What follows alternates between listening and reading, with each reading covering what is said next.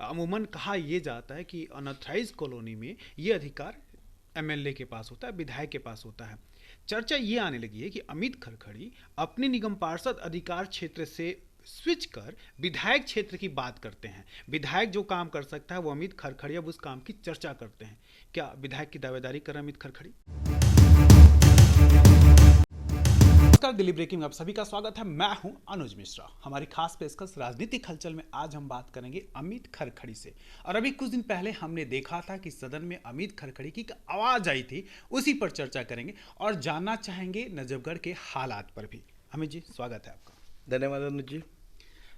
क्या हुआ था सदन में? कुछ ऐसी खबरें आई थी कि आपने मुकदमा भी दायर किया है। पुलिस कंप्लेंट की है। जो भी आम आदमी पार्टी के जो पार्षद थे, जो विधायक वहाँ उपस्थित थे, उनकी गुंडागर्दी के खिलाफ पुलिस कंप्लेंट दी है।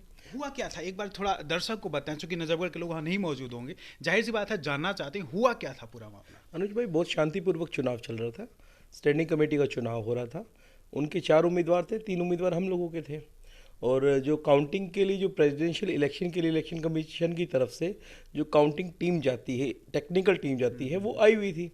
तो बेसिकली क्या होता है कि टेक्निकल टीम को, क्योंकि प्रेफरेंशियल वोटिंग होती है, नंबरिंग के आधार पे होती है, तो उनको काउंट करके रिजल्ट सौंपना होता है मेयर को। मेयर पीठासीन अधिकारी होती है और मेयर को रिजल्ट डिक्लेयर करना होता है।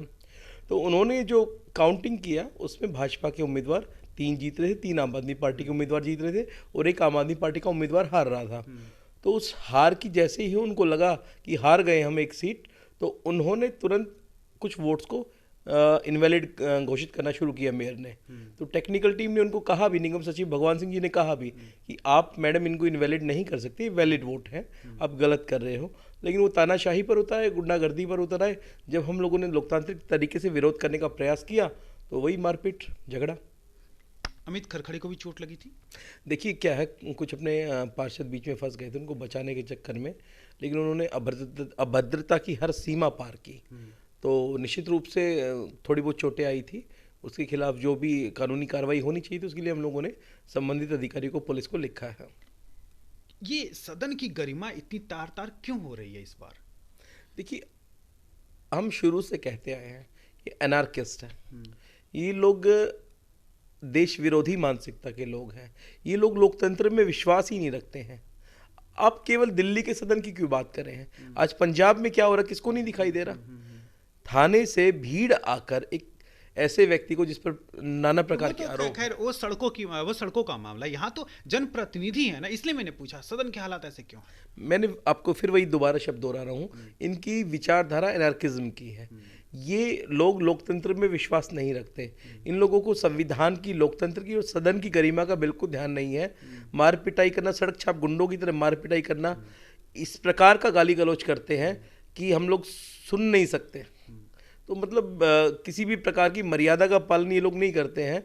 हर प्रकार से अमर्यादित होकर अपना कार्य करते हैं। होगा क्या, परिणाम क्या होगा सर? क्योंकि रहना तो सदन में इन्हीं 250 लोगों को है। देखिए, भारतीय जनता पार्टी पूरी तरह लोकतंत्र में और सदन की गरिमा बनाए रखने में विश्वास रखती है। वही हम लोगों की विचारधारा है कि देश लोकतंत्र से चले, तानाशाही से, गुंडागर्दी से ना चले। और स्टैंडिंग कमेटी में भारतीय जनता पार्टी चुनाव जीत रही है। 3 हमारे जो हैं उम्मीदवार सदन से जीत के आ रहे हैं और 7 जोन से जीत के आ रहे हैं। स्टैंडिंग कमेटी का चेयरमैन भारतीय जनता पार्टी का बनने जा रहा है और दिल्ली के विकास में सहयोग करने में हम कोई कसर नहीं छोड़ेंगे। और लड़ाई ही तो इसी बात की है, स्टैंडिंग कमेटी की है।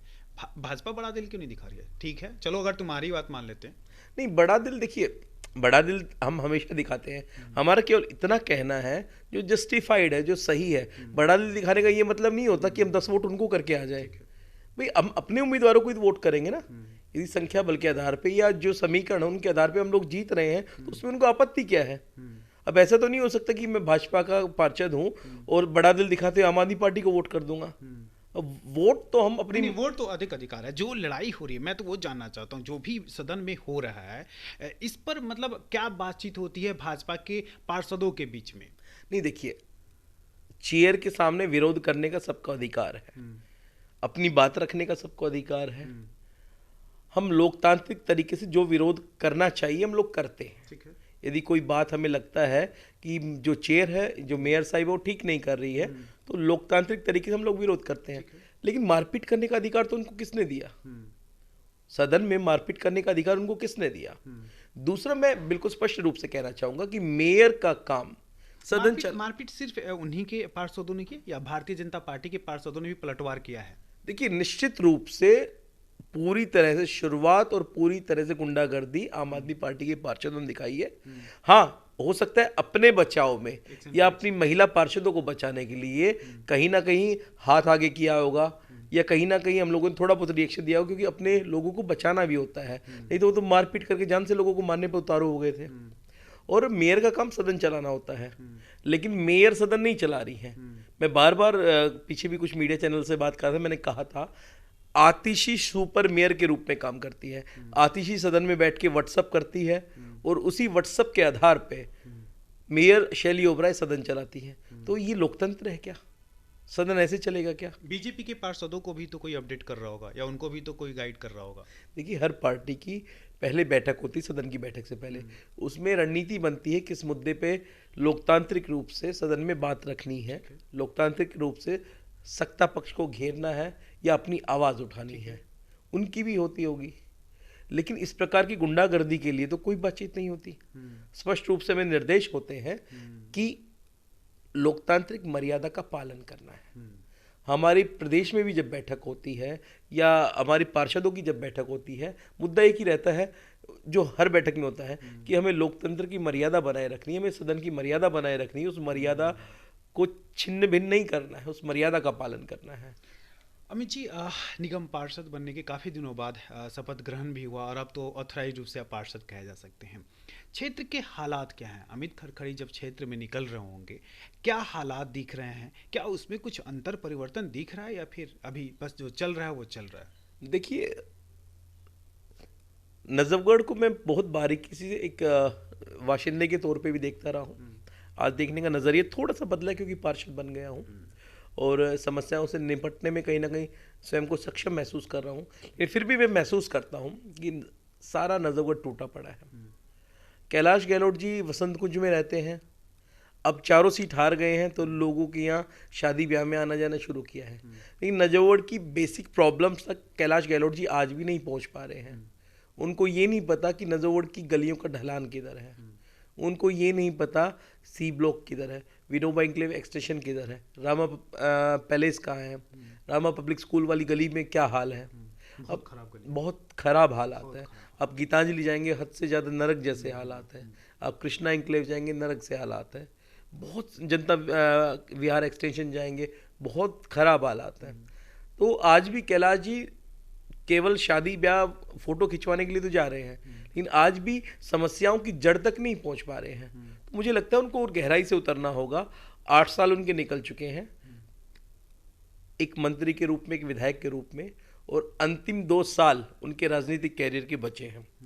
मुझे लगता है कि कम से कम इन अंतिम 2 सालों में जो उनके राजनीतिक कैरियर के बचे हैं, इसमें तो कुछ करना चाहिए ताकि नजफगढ़ ने जो उन पर एहसान किया है, 2 बार उनको जिताया है, तो उसका कुछ एहसान उतर पाए। ये तो चलिए आरोपों की बारी हो गई। मैं निगम पार्षद अमित खरखड़ी से बात करना चाहता हूं कि अब क्या निगम पार्षद के तौर पे नजफगढ़ वार्ड के क्या हालात हैं? देखिए, नजफगढ़ वार्ड को अपनी पहली पार्किंग मिलने जा रही बहुत जल्दी।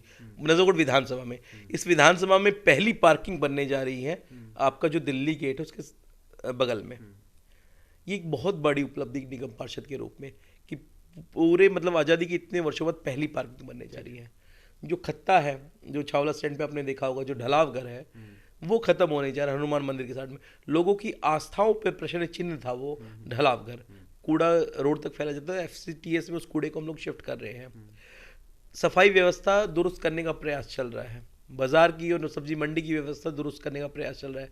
सुबह 6 बजे हम लोग निकल जाते हैं और रात को लगभग 8, साढ़े 8, 9 बजे तक क्षेत्र के दुख सुख में और क्षेत्र के लिए डेवलपमेंट किस प्रकार से किया जाए।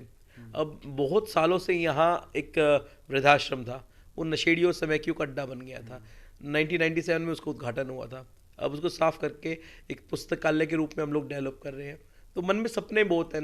गोपाल नगर के लिए पार्क बनाना है, गोपाल नगर में स्कूल बनाना है, विनोबा इंक्लेव एक्सटेंशन में और विनोबा इंक्लेव में नवीन पैलेस में बहुत सारी समस्याएं हैं, उनको समस्याओं को दूर करना है।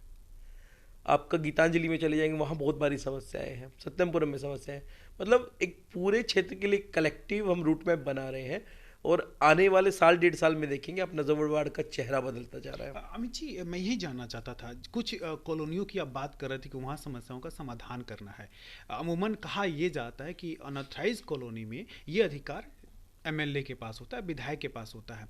चर्चा ये आने लगी है कि अमित खरखड़ी अपने निगम पार्षद अधिकार क्षेत्र से स्विच कर विधायक क्षेत्र की बात करते हैं। विधायक जो काम कर सकता है वो अमित खरखड़ी अब उस काम की चर्चा करते हैं। क्या विधायक की दावेदारी कर अमित खरखड़ी? देखिए, ये दावेदारी का विषय नहीं है। मेरे क्षेत्र में यदि कोई समस्या है तो जो भी संबंधित डिपार्टमेंट है, चाहे वो विधायक के अंतर्गत आता हो चाहे निगम पार्षद के, उनके अधिकारियों से बात करना, लोगों की समस्याओं के समाधान का प्रयास करना, ये मेरा लक्ष्य है। अब उसमें लोग अन्यथा ले रहे हैं कि विधानसभा की कोई तैयारी नहीं है, मैं किसी दौड़ में नहीं हूँ। लोगों ने मुझे जिस काम के लिए बनाया है, निगम पार्षद बनाया है, पूरी तरह मुझे अपने काम पे फोकस करना है। मेरी पार्टी ने मुझे निगम पार्षद बनाया है, टिकट दिया निगम पार्षद के लिए, क्षेत्र की जनता ने जिताया है, तो उन 70,000 लोगों के लिए मैं जवाबदेह हूँ। लेकिन जब अमित खरखड़ी को खंगालने की कोशिश की जाती है, जो भी व्यक्ति अमित खरखड़ी को समझना चाहता होगा, पढ़ना चाहता होगा, खंगालता होगा, जब फेसबुक या सोशल मीडिया कहीं से भी खंगालें या लोगों से भी बातचीत करें, तो ये बात हो रही है कि अमित खरखड़ी अपने स्टेयर से एक पद आगे हैं। मतलब वो एक जंपिंग के मूड में है अमित खरखड़ी। वो सचमुच जंपिंग दिखाई दे रहा है क्या? कहीं ना कहीं तो जंपिंग के मूड में है अमित खरखड़ी। देखिए, मेरा केवल एक ही मूड है, क्षेत्र का विकास कैसे हो। उसके अलावा कोई जंपिंग वंपिंग मेरे दिमाग में नहीं है। मेरे दिमाग में केवल इतना है कि जिस काम के लिए मुझे लोगों ने निगम पार्षद बनाया है, उस काम को बेहतरीन ढंग से कर पाऊँ। और एक विज़न जो हमारे परिवार के मन में था, पिताजी 2013 में चुनाव लड़े, विधायक बने, उस समय मन में जो विज़न उनके था, जो डिस्कशन हमारी लोग घर में बैठ के पिताजी के साथ होती थी, उनको समय नहीं मिला, 49 दिन के विधायक रहे। उस विजन को, उन सपनों को जो नजफगढ़ के लिए हम लोग देखते पूरा कर पाए, वो सपने मेरे और नजफगढ़ वालों के अलग अलग नहीं है। तो बस उन सपनों को पूरा करने की उत्कंठा मन में है, महत्वाकांक्षा मन में है। मैं स्पष्ट कर रहा हूँ दोबारा से, मैं किसी भी दौड़ में, किसी भी पद की दौड़ में, किसी भी अगले चुनाव की दौड़ में मैं नहीं हूँ।